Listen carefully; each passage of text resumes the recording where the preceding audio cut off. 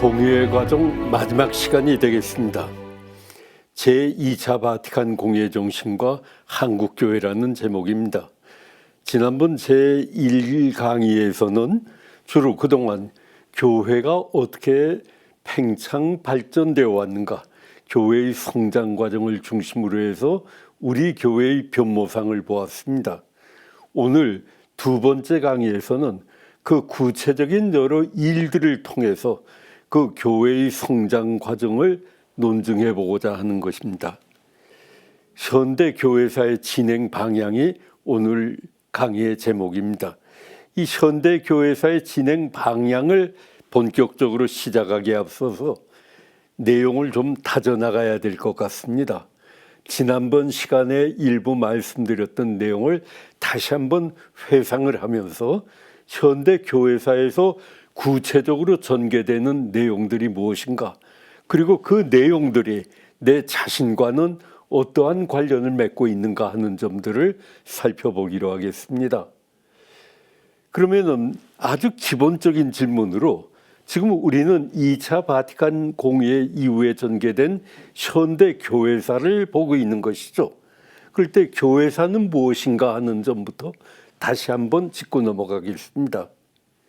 교회사라고 하면은 흔히 교회의 역사를 말을 합니다. 그리고 교회의 역사는 곧 복음 선교의 역사라고 하는 말로 얘기를 합니다. 교회의 역사, 복음화, 이러한 개념이 교회사에는 아주 핵심적인 용어로 들어가 있다는 말이 되겠죠. 그러면은 이 핵심 용어가 가만히 한번 규정이 되고 그대로 그 뜻이 예수 그리스도가 교회를 창설한 이후 오늘날까지 계속됐냐면 그건 아니죠. 시대에 따라서 이 두 가지의 개념은 발전을 해왔다고 봅니다. 교회관도 발전을 했습니다. 복음 선교라고 하는 선교관 그 자체도 또한 변화 발전의 길을 걸어온 게 인류의 역사요, 우리 교회사의 역사입니다. 그렇다면 당연히 교회사도 교회를 대상으로 하고 복음화를 얘기하는 것이라면은 한 번 일어난 일에 대한 의미 부여를 새롭게 해가면서 변화 발전된 그 상황을 짚어봐야만 되겠죠. 제2차 바티칸 공회라고 하는 것은 우리 천주교회에 있어서는 일대 혁신적인 기풍을 새롭게 심어준 중요한 계기가 되는 것입니다. 그리고 2차 바티칸 공회 이후의 변화라고 하는 거가 우리 교회의 오늘날을 있게 한 것이고 오늘날의 한국 천주교회를 있게 한 것입니다. 공회 이후의 한국교회사를 논한다 할 때에는 바로 우리는 이러한 교회 간의 변화 문제, 그리고 선교의 개념이 어떻게 바뀌어 나갔는가 등등을 가지고 이야기를 해야 될 것입니다. 그러면 교회사란 무엇인가, 이걸 계속해서 볼 때 교회사에는 두 가지 측면이 있죠. 하나는 하느님 백성이 전개하는 복음화를 위한 투신의 기록입니다. 복음화를 위해서 어떻게 노력을 했는가, 성직자, 수도자, 신자들이 어떠한 노력을 했는가 하는 것도 기록으로 정리를 하고 남기는 것이죠. 그러나 그 기록 정리만 교회사로 끝나는 게 아닙니다. 그 기록이 가지고 있는, 기록이 전하고 있는 투신의 내용에 대해서 그 의미가 무엇인가, 의미 규정을 같이 해야지 올바른 교회사가 될 것입니다. 투신의 기록과 그 의미 규정이 교회사라고 하는 것이고, 한국교회사, 공회 이후의 한국교회사라고 한다면 공의의 정신에 입각해서 한국인 신자들이 이 땅에서 그 정신을 구현하기 위해 투신한 내용, 그리고 그것이 어떠한 의미를 가지고 있는가, 이걸 같이 살펴보는 것이라면 우리는 오늘 이 시간에도 바로 그러한 측면에서 우리 현대교회사를 논해야만이 될 것입니다. 여기에 또 복음화라는 말을 우리는 주목을 해야 되겠죠. 한국교회사는 복음화의 과정을 서술을 하는 것입니다. 그리고 한국교회사는 한국 사회와 문화가 복음화되어 나가는 과정을 뜻하기도 합니다. 물론 복음화의 과정에서 가장 핵심적으로 논할 것은 세례를 받고 자기 신앙을 실천하고 성사생활을 부지런히 한 것도 바로 교회사의 중요한 한 부분이 되겠습니다만은 거기에만 그치질 않고 바티칸 공회의 가르침은 문화가 복음화되어 나간다 하는 점을 주목을 합니다. 문화의 복음화라는 말이 되겠죠. 당연히 우리 교회사도 현대 교회사도 이러한 점을 이제 밝혀나가야만이 될 것입니다. 자, 그러면은 여기에서 우리가 교회사에서 다뤄야 될 지침이 뭔가, 교회사를 논할 때 어떠한 교회의 가르침을 전제할 수 있는가 하는 점을 생각을 해봐야 되겠죠. 한국 교회사는 무엇을 말해야 되나 하는 것입니다.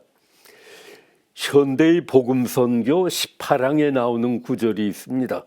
바티칸 공회 이후 우리 교회는 공회의 정신을 더욱 발전시키기 위해서 계속해서 그 이론을 이 시대와 현장에 맞게 발전시켜 왔고, 그 결과로 현대의 복음 선교라고 하는 교령도 발표가 되게 됐던 것이었죠.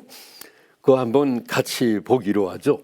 한마디로 표현해서 교회가 선포하는 메시지의 신적인 능력으로 모든 개인과 집단의 양심, 그들이 관계하고 있는 활동, 그들의 생활과 구체적인 환경을 변혁시키려고 노력을 할 때 교회는 복음을 선포하고 있는 것이다 했습니다.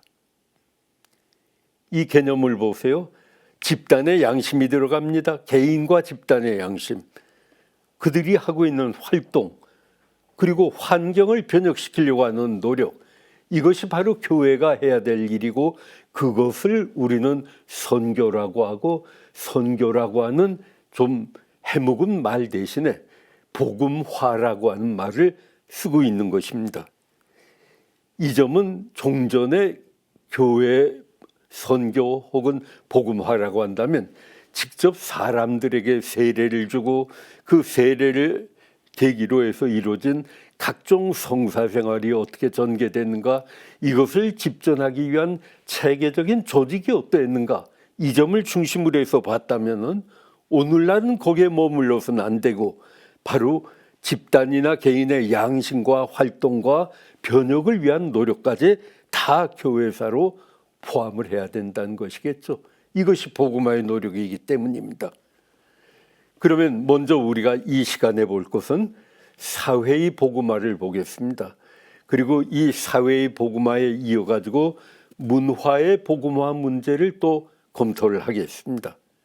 그리고 또한 문화의 복음화와 사회의 복음화가 같이 어우러져 가지고서 같이 공동으로 이 두 분야에서 진행을 시켜 나가야 될 게 민족 화해의 증진을 위한 노력일 겁니다.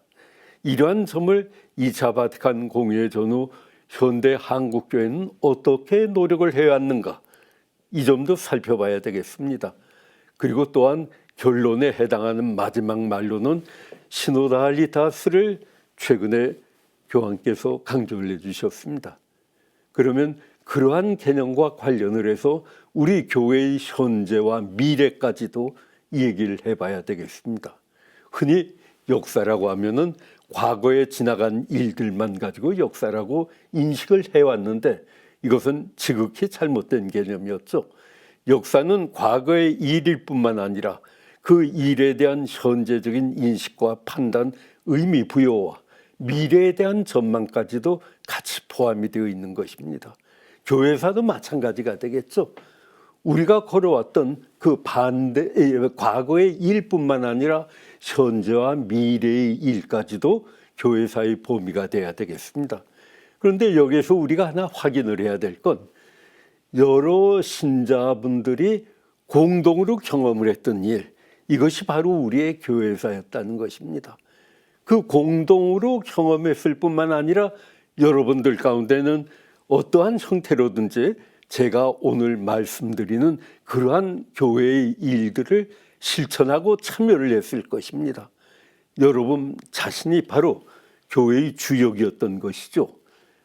그러면은 이러한 교회사의 개념을 전제로 해가지고 2차 바티칸 공회 이후에 한국 교회가 전개를 한 사회복음화라고 하는 그 내용을 가지고서 우리 현대 교회사를 살펴보고자 합니다. 뭐 생명존중운동이라든지 여러 가지 개념이 사회복음화 안에 포함이 되는 것입니다. 여기에서 우리가 기억을 해야 될 말이 있습니다. 복음의 기쁨, 여기에 보자면 178항과 180항인데 이 말이 너무 좋아서 저도 여기서 한번 따왔습니다. 우리의 구원은 사회적 차원을 지니고 있습니다. 구원이 지니고 있는 사회적 차원입니다. 하느님께서는 그리스도 안에 개별 인간뿐만 아니라 사람들 사이의 사회적 관계도 구원하시기 때문입니다. 개인 구원뿐만 아니라 사회 구원이라고 하는 것을 여기서는 규정을 하고 계십니다. 복음이 제안하는 것은 단순히 하느님과 개인적인 관계를 맺으라는 것이 아니라 하느님 나라의 실현입니다.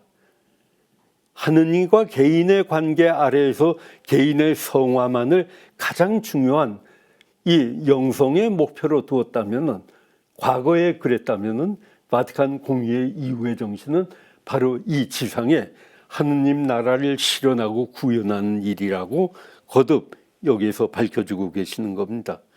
그럼 이 사회의 복음화에는 소외된 이웃을 위한 사랑의 실천이라든지 지역사회와 어떻게 소통을 하려고 했는가, 인간이 가지고 있는 가장 기본적인 인권이 생명권입니다.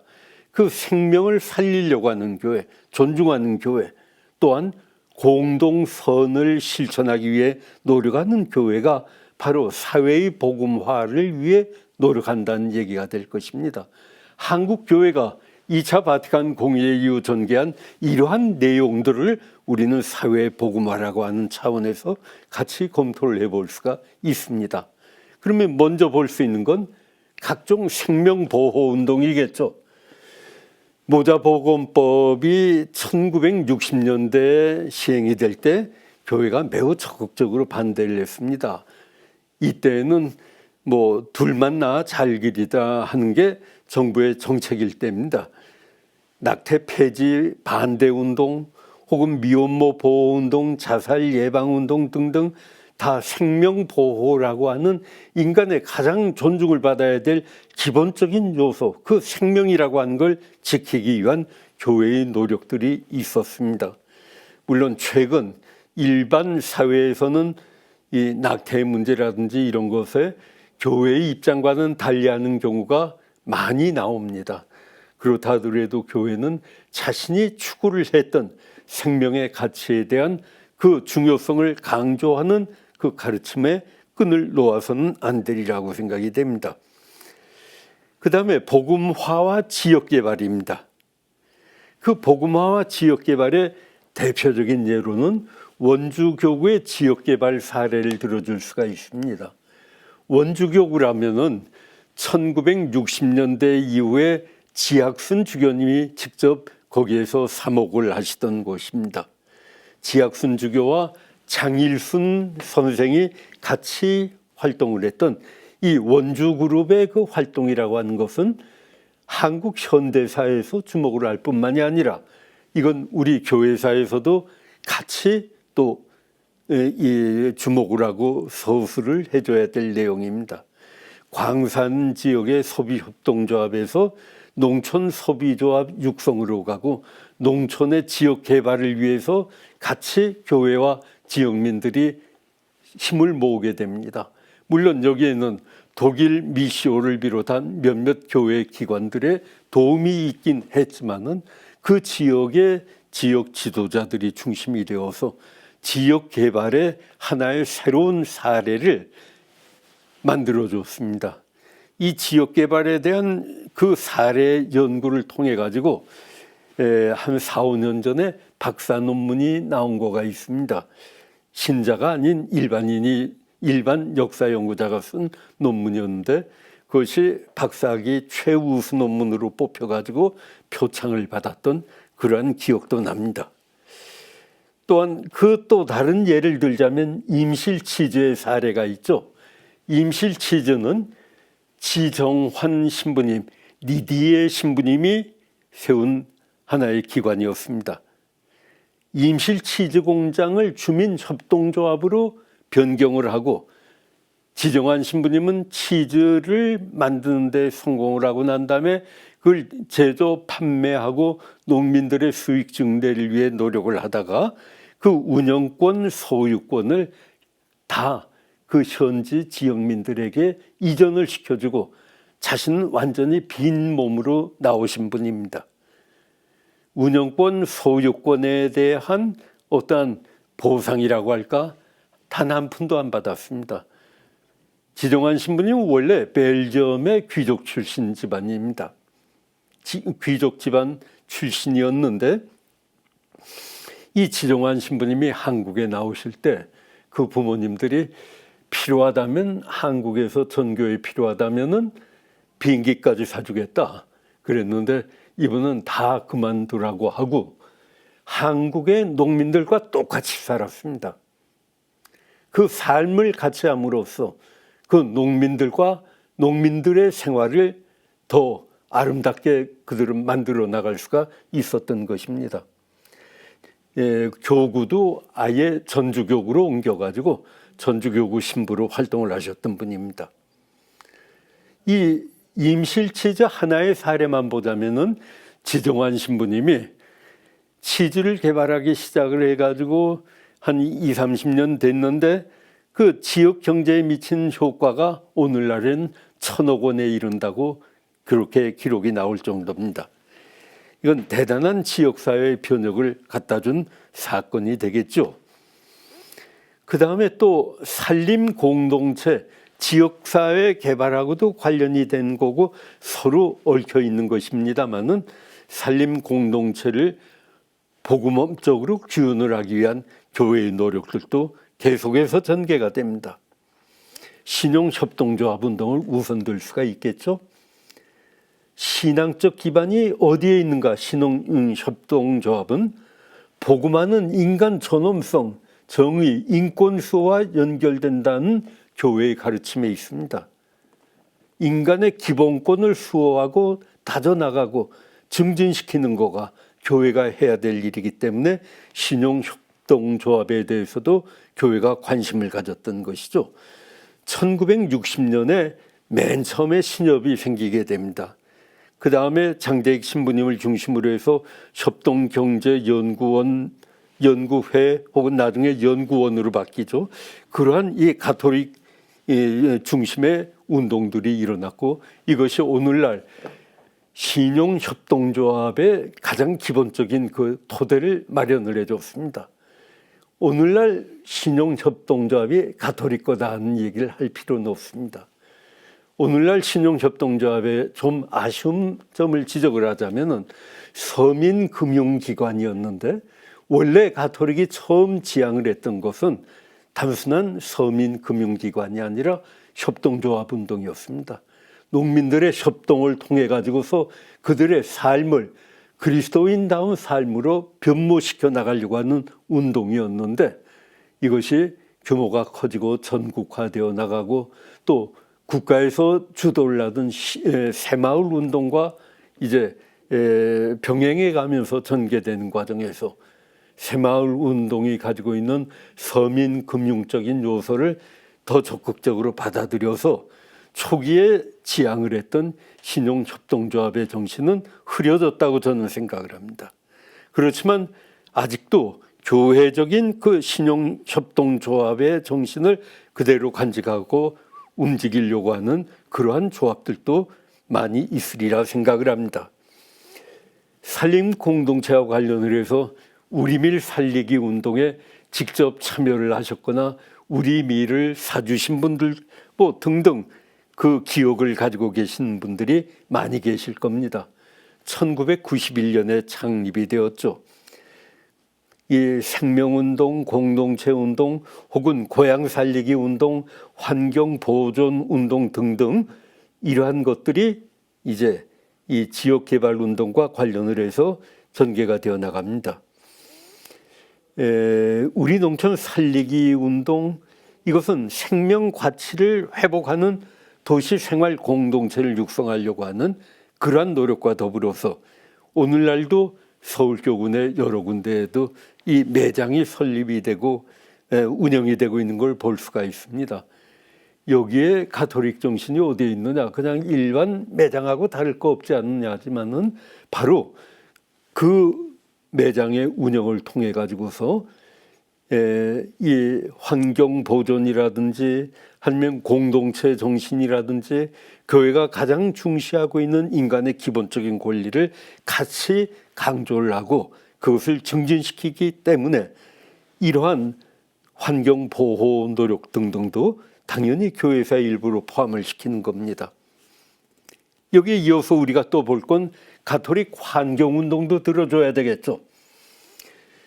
가톨릭 환경운동은 일반 환경운동의 뒤를 이어서 전개된 운동이기도 합니다.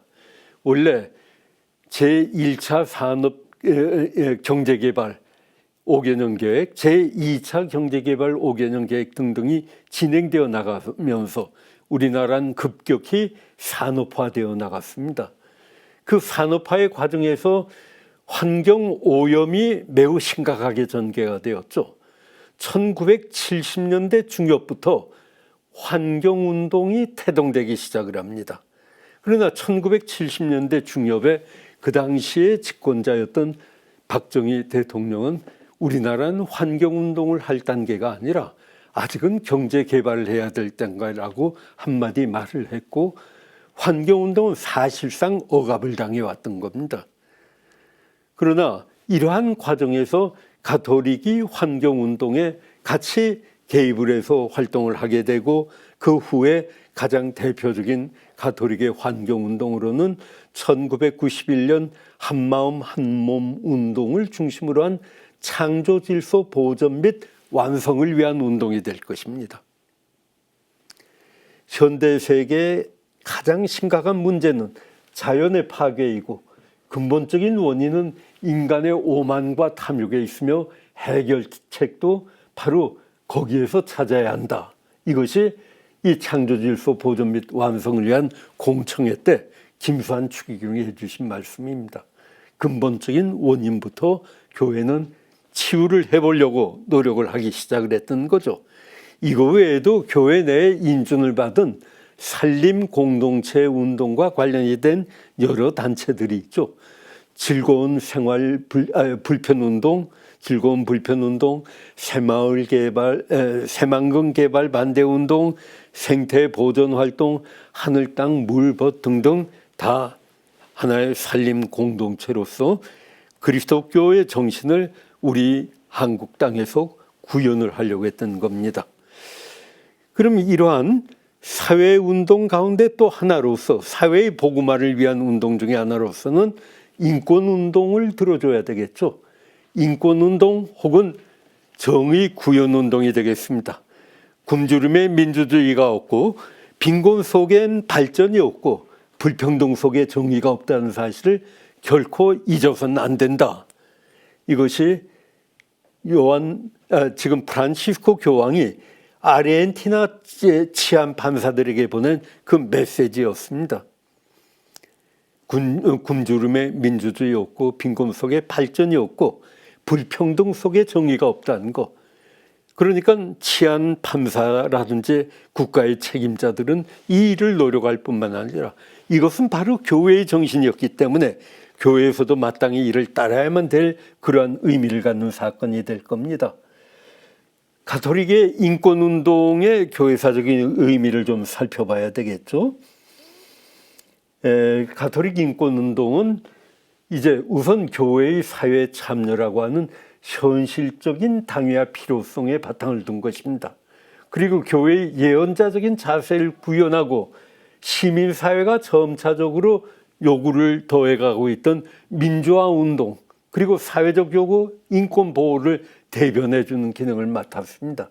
뿐만 아니라 이 교회의 가르침을 따른 종교적인 자발성을 기초로 해가지고 민주화와 인권이 가지고 있는 근원적인 의미, 복음적인 가치 등등을 선포를 해왔던 것이 교회의 인권운동이고 정의 구현운동이었다고 생각이 됩니다.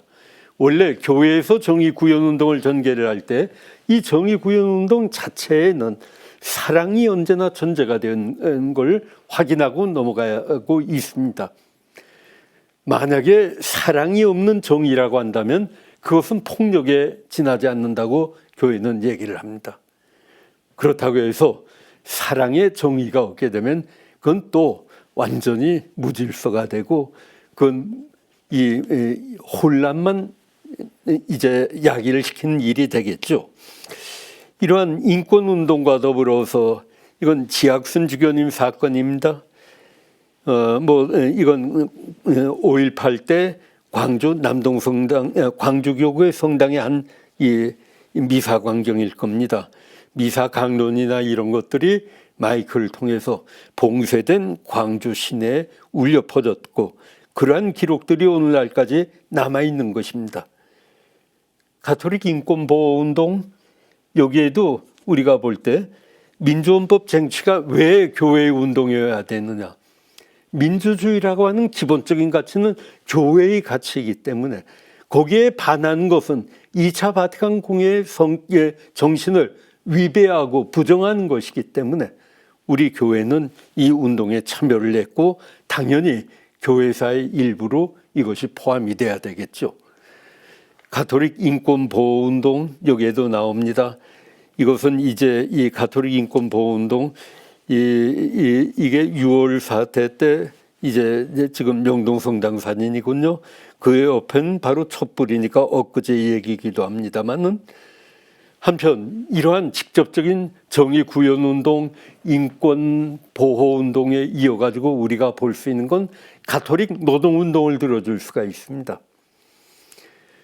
가톨릭 노동운동이 처음으로 발생된 것은 1967년 강화도에 있었던 심도직물 노동자 중에 가톨릭 신자들에 대한 탄압, 그것을 계기로 해서 일어나게 되는 것입니다. 심도직물이라고 강화도에서 유일한 이 직물 공장이었습니다.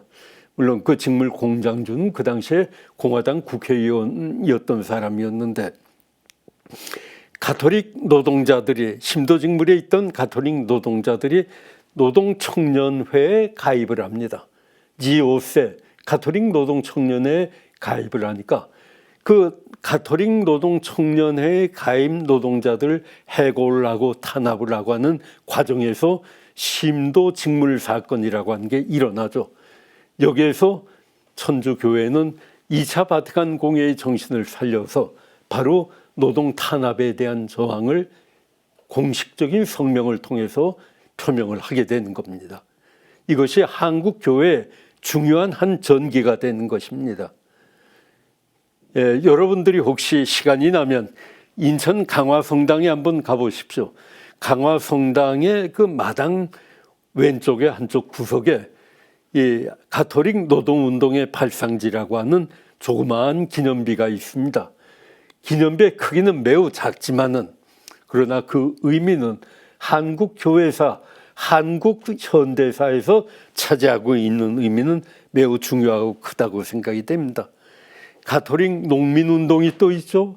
한평 고구마 사건이라든지 안동교구의 5번춤 사건이라든지 다 농민운동에 대한 탄압 과정에서 일어났던 사건입니다. 그 사건과 관련이 된 미사 현장이라든지 미사가 끝나고 신자들이 밖으로 시위차 나갔는데 경찰과 대치하고 있는 사진 두 가지가 여기에 실려 있습니다. 이러한 여러 측면의 사회를 복음화시키기 위한 노력들이 우리 교회에서는 2차 바티칸 이후에 전개가 되었고 그 노력은 바로 한국 현대 교회사의 중요한 한 부분이 되고 있는 것입니다. 그러면 이 사회의 복음화에 이어서 2차 바티칸 공의회 이후 현대 한국교회가 전개한 문화의 복음화라고 하는 그 차원의 문제들을 우리는 검토를 해봐야 되겠습니다. 한국 사회 발전 과정에서 가톨릭 가치에 대한 동의와 실천, 그것과 관련이 된 사회 변화와 변화에 기여를 한 걸 논하는 것이고 거기에 이바지를 한 각종의 문화 활동을 뜻하는 것입니다. 여태까지 우리가 봤던 노동운동, 농민운동, 정의구현운동이라든지 생명운동 등등은 우리의 일상생활과 관련이 된 운동이었다면 이것 또한 우리의 일상생활과 뗄래야 뗄 수 없는 요소들이 되겠죠.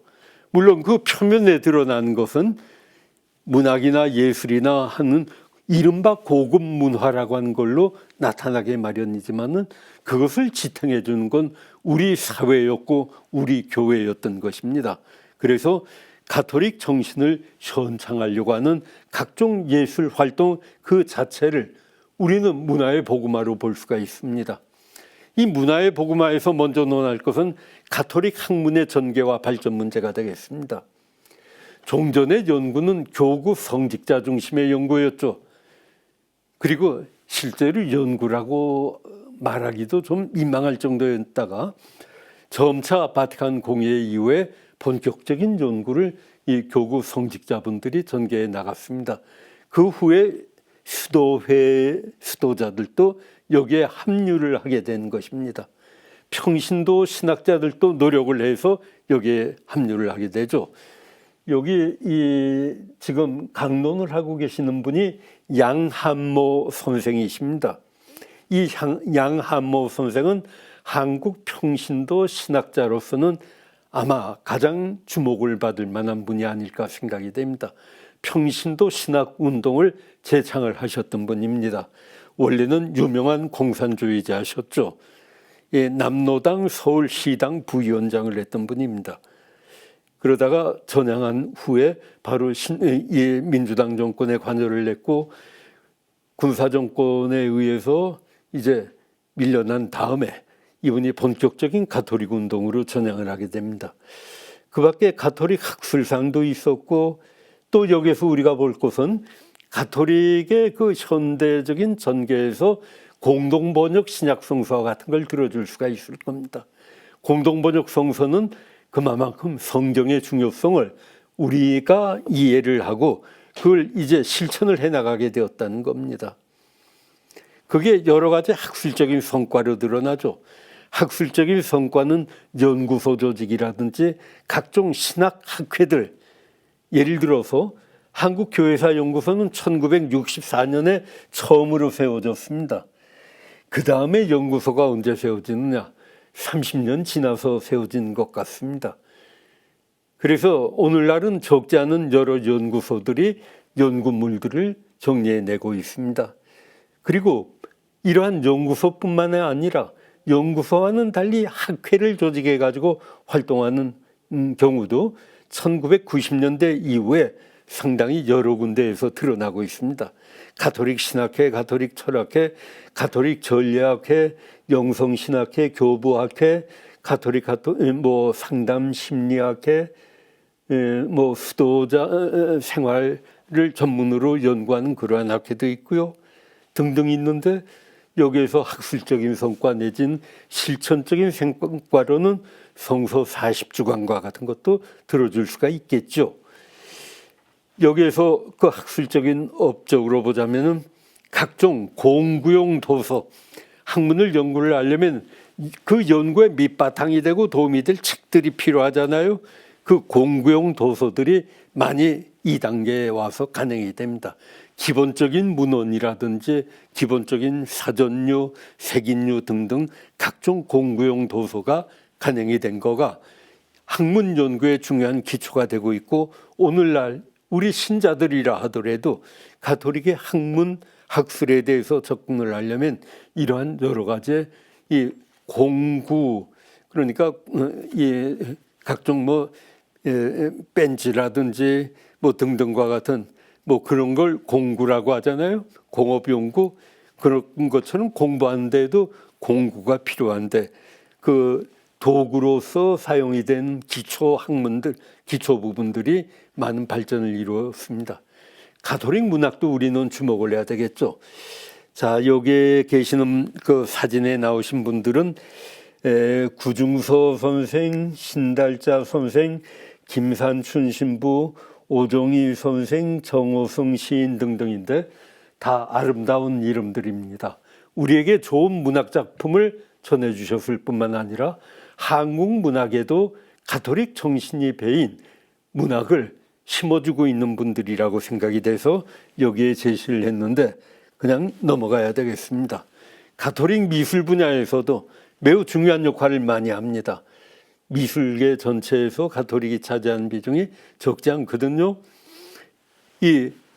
지금 이 부분의 경우에는 최종태 선생의 그 예수상이죠. 지금 서울대교구 교구청 마당에 있습니다. 그 옆에 있는 것은 비움의 십자가라는 제목입니다. 저 가운데 십자가가 나타나죠. 비운 공간입니다. 이 비움의 십자가는 이춘만 작가가 한 작품입니다. 매우 토착화된 예술 이 성을 발휘를 하고 있는 분입니다. 가톨릭 건축에서도 많은 역할들을 하고 있죠.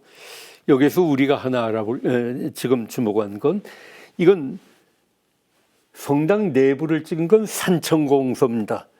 경상도 산청에 있는 그 공서 내부 사진이고 그 옆은 외관 성당입니다.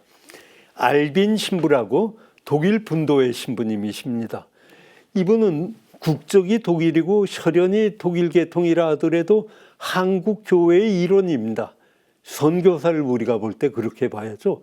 한국을 위해 노력을 했고 한국 문화를 다지는데 그만큼 기여를 한 분이라면 당연히 한국 교회사의 대상이 되는 겁니다.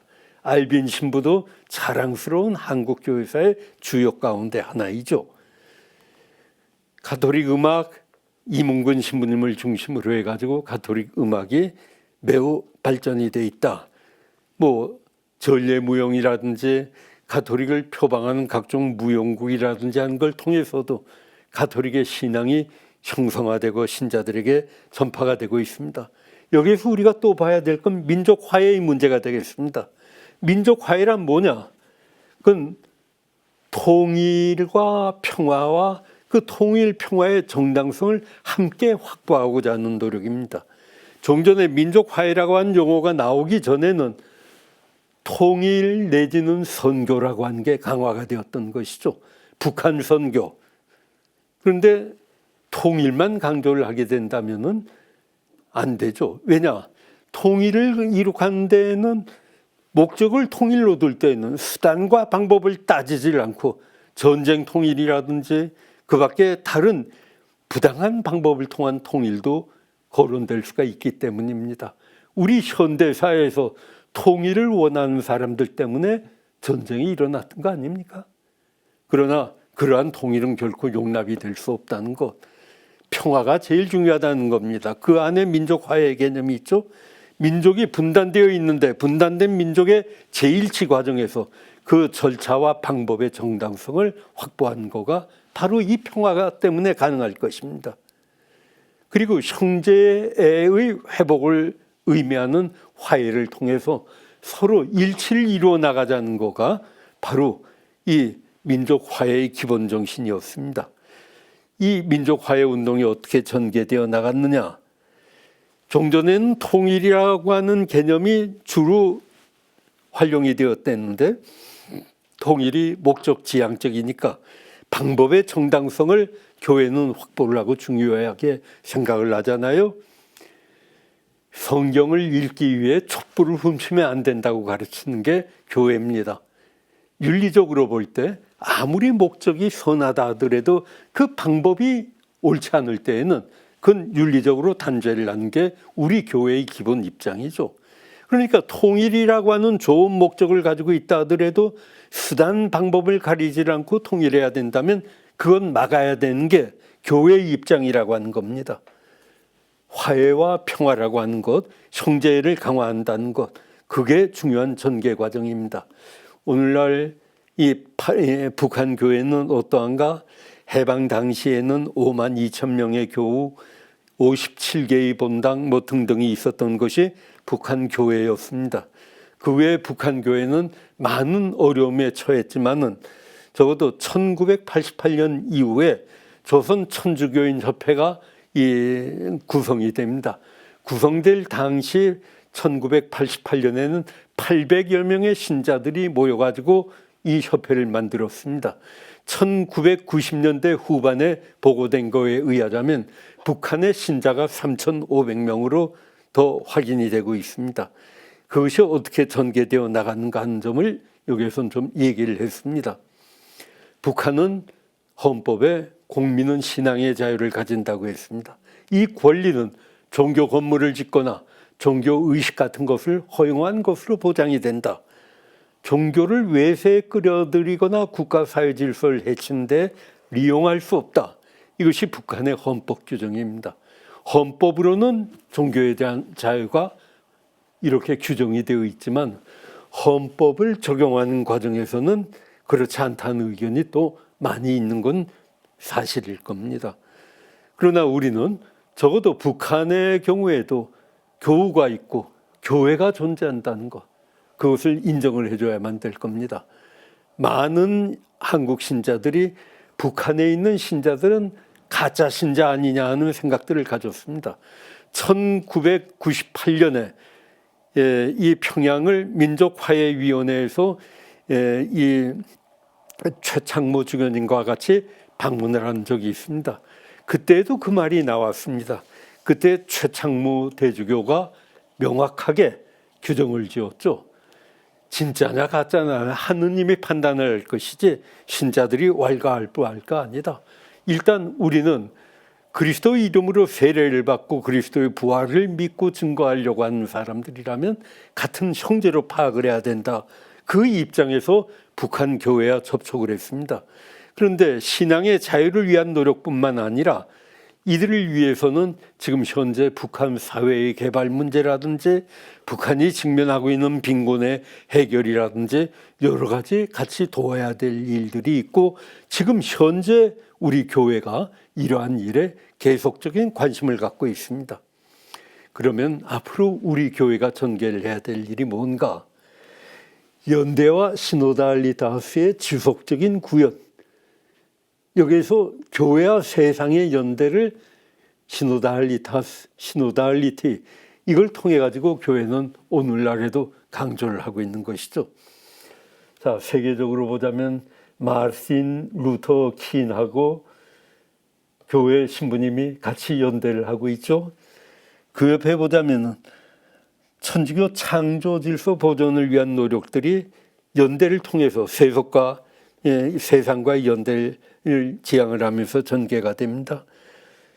그 다음에 이 4.3 사건, 제주도 4.3 사건 거기에 대한 문제점을 지적을 하고 그걸 밝혀내려고 하는 노력도 이러한 솔리다리타스의 그 차원에서 교회는 전개를 시켜오고 있다고 생각이 되는 것입니다. 이 시노달리티, 이 시노달리타스가 왜 중요한가?